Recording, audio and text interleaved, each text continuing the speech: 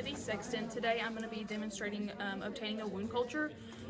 First things first, I would make sure to follow all GPSP principles and practices during this whole entire video.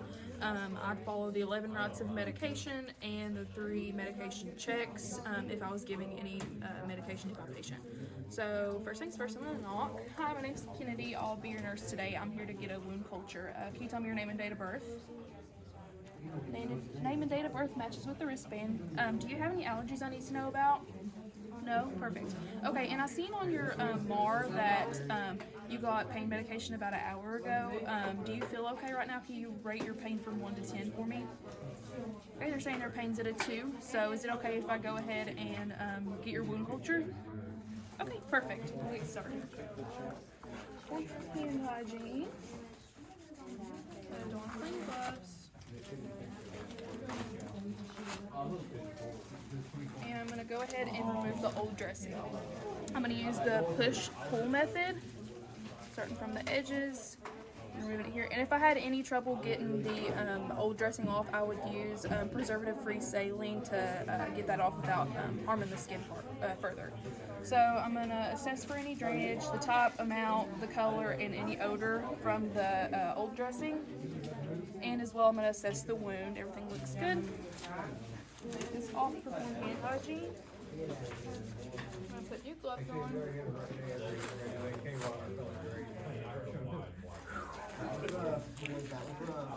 Alright, now I'm going to get my gauze and saline and put that saline right down in there, making sure all my gauze are completely saturated.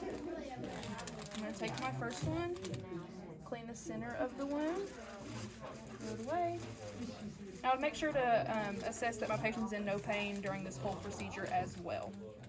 So I'm going to take my second gauze, clean the outside of the wound, that way, and clean the other side.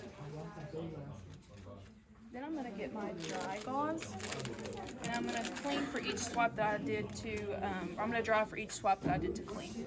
So I'm going to dry that inner, that outer, and the other side. Make sure everything's clean and dry. Take these gloves off, hand hygiene one more time. And don clean gloves again.